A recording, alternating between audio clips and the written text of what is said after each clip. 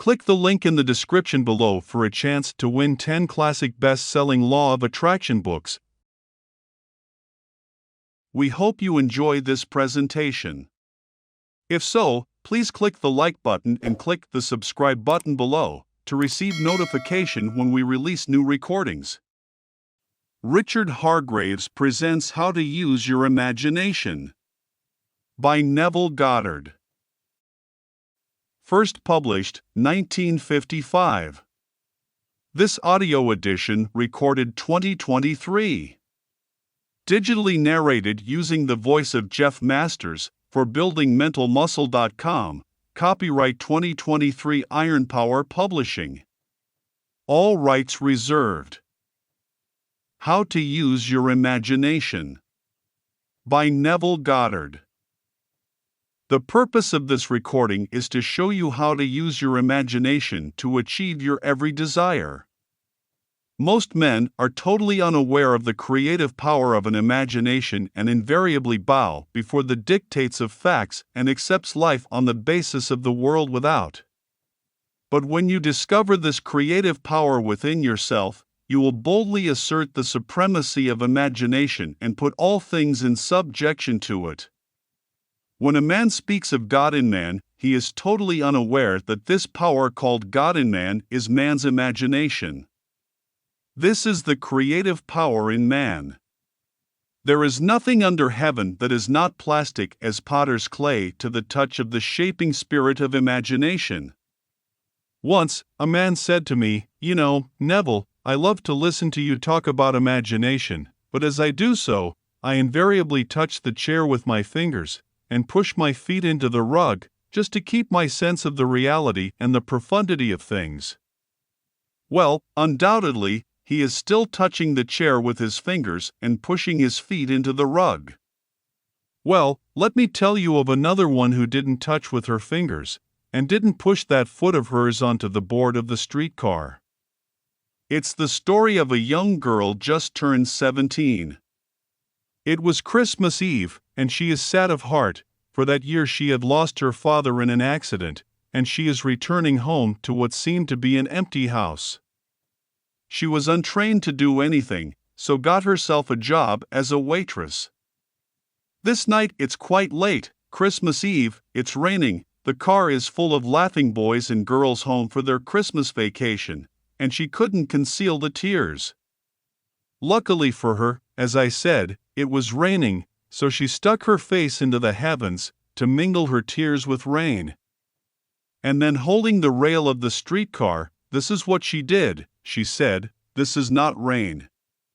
Why, this is spray from the ocean, and this is not the salt of tears that I taste, for this is the salt of the sea and the wind, and this is not San Diego, this is a ship, and I am coming into the Bay of Samoa."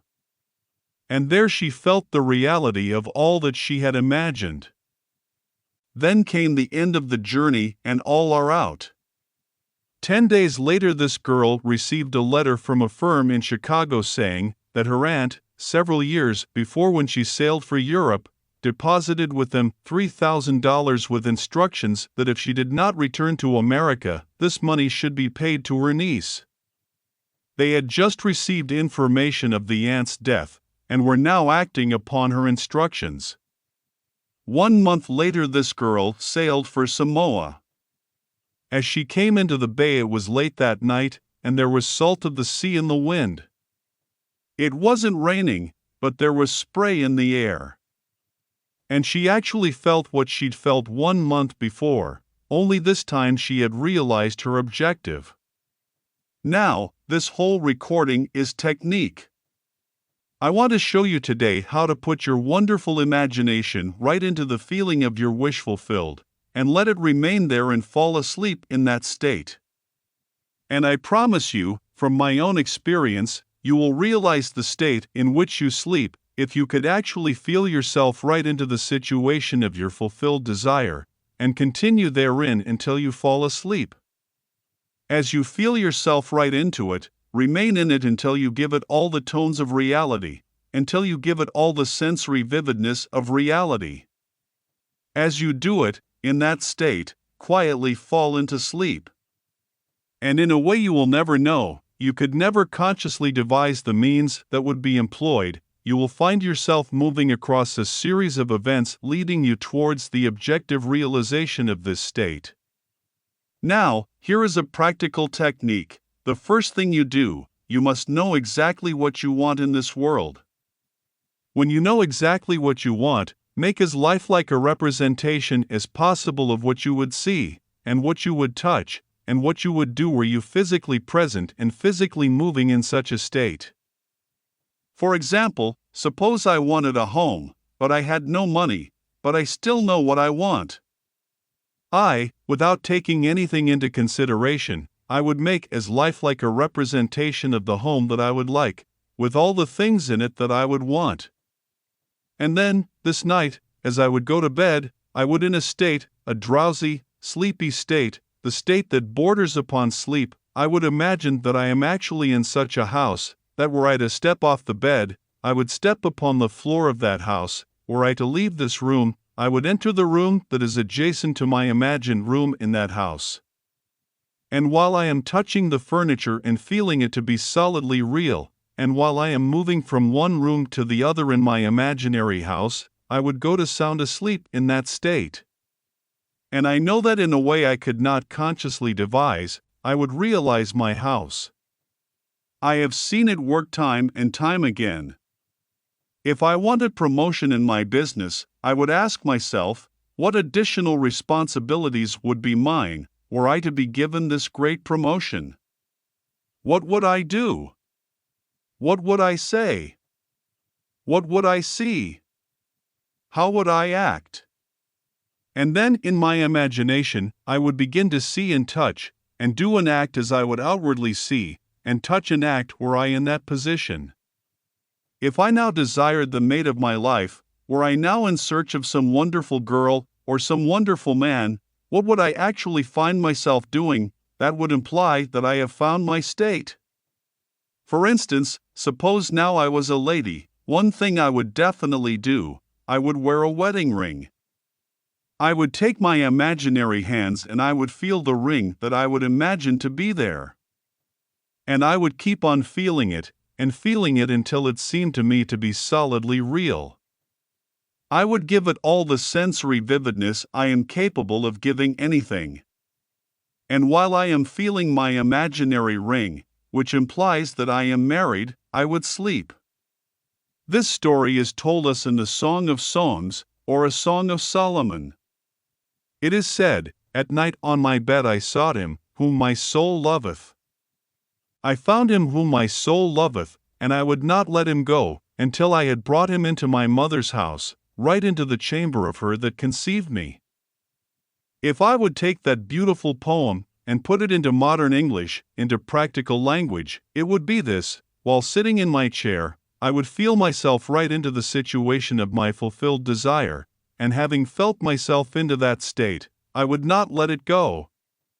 I would keep that mood alive, and in that mood I would sleep. That is taking it right into my mother's chamber, into the chamber of her that conceived me. You know, people are totally unaware of this fantastic power of the imagination, but when man begins to discover this power within him, he never plays the part that he formerly played. He doesn't turn back and become just a reflector of life. From here on, and he is the effector of life. The secret of it is to center your imagination in the feeling of the wish fulfilled and remain therein. For in our capacity to live in the feeling of the wish fulfilled lies our capacity to live the more abundant life. Most of us are afraid to imagine ourselves as important and noble individuals secure in our contribution to the world, just because, at the very moment that we start our assumption, reason and our senses deny the truth of our assumption. We seem to be in the grip of an unconscious urge, which makes us cling desperately to the world of familiar things, and resist all that threatens to tear us away from our familiar and seemingly safe moorings. Well, I appeal to you to try it. If you try it, you will discover this great wisdom of the ancients. For they told it to us in their own strange, wonderful, symbolical form. But unfortunately, you and I misinterpreted their stories and took it for history, when they intended it as instruction to simply achieve our every objective. You see, imagination puts us inwardly in touch with the world of states.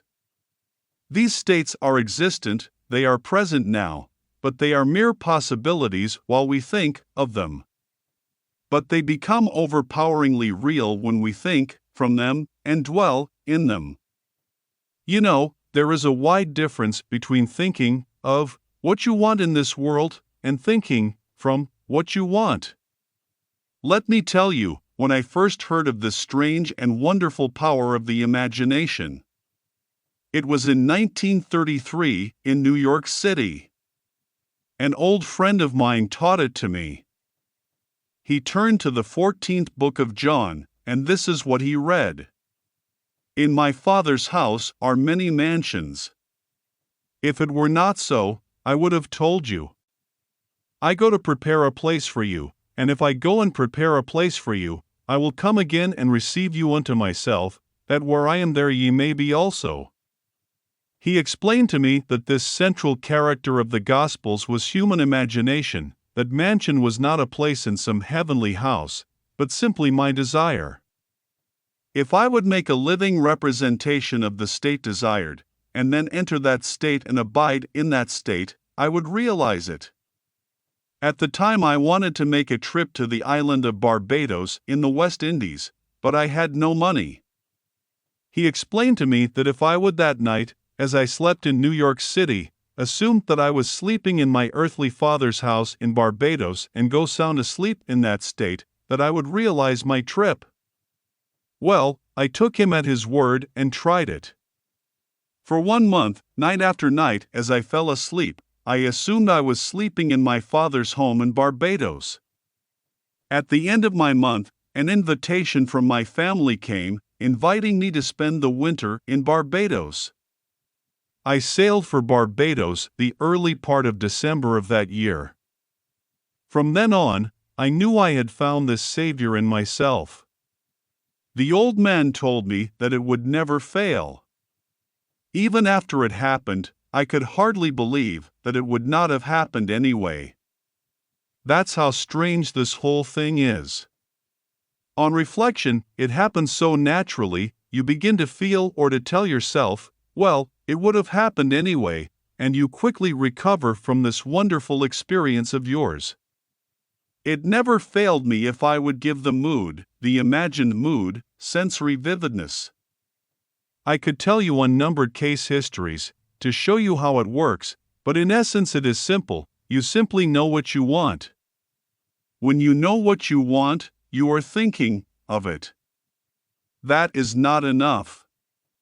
You must now begin to think from it. Well, how could I think from it? I am sitting here, and I desire to be elsewhere. How could I, while sitting here physically, put myself in imagination at a point in space removed from this room, and make that real to me? Quite easily, my imagination puts me in touch inwardly with that state. I imagine that I am actually where I desire to be. How can I tell that I am there?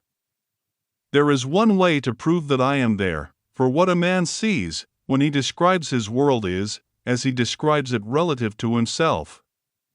So, what the world looks like depends entirely upon where I stand when I make my observation. So, if as I describe my world, it is related to that point in space, I imagine that I am occupying, that I must be there. I am not there physically, no, but I am there in my imagination, and my imagination is my real self. And where I go in imagination and make it real, there I shall go in the flesh, also. When in that state I fall asleep, it is done. I have never seen it fail. So, this is the simple technique upon how to use your imagination to realize your every objective. Here is a very healthy and productive exercise for the imagination, something that you should do daily. Daily relive the day as you wish you had lived it, revising the scenes to make them conform to your ideals. For instance, suppose today's mail brought disappointing news. Revise the letter. Mentally rewrite it and make it conform to the news you wish you had received. Or suppose you didn't get the letter you wish you had received. Write yourself the letter and imagine that you received such a letter. Let me tell you a story that took place in New York not very long ago. In my audience sat this lady who had heard me, numerous times, and I was telling the story of revision. That man, not knowing the power of imagination, he goes to sleep at the end of his day, tired and exhausted, accepting as final all the events of the day. And I was trying to show that man should at that moment before he sleeps, he should rewrite the entire day, and make it conform to the day he wished he had experienced. Here is the way a lady wisely used this law of revision. It appears that 2 years ago, she was ordered out of her daughter-in-law's home. For 2 years there was no correspondence. She had sent her grandson at least 24 presents in that interval, but not one was ever acknowledged. Having heard the story of revision, this is what she did. As she retired at night, she mentally constructed 2 letters, one she imagined coming from her grandson and the other from her daughter-in-law. In these letters they expressed deep affection for her, and wondered why she had not called to see them. This she did for 7 consecutive nights, holding in her imaginary hand the letter she imagined she had received, and reading these letters over and over, until it aroused within her the satisfaction of having heard. Then she slept. On the 8th day she received a letter from her daughter-in-law. On the inside there were 2 letters, one from her grandson and one from the daughter-in-law. They practically duplicated the imaginary letters that this grandmother had written to herself 8 days before. This art of revision can be used in any department of your life. Take the matter of health. Suppose you were ill. Bring before your mind's eye the image of a friend. Put upon that face an expression, which implies that he or she sees in you that which you want the whole world to see.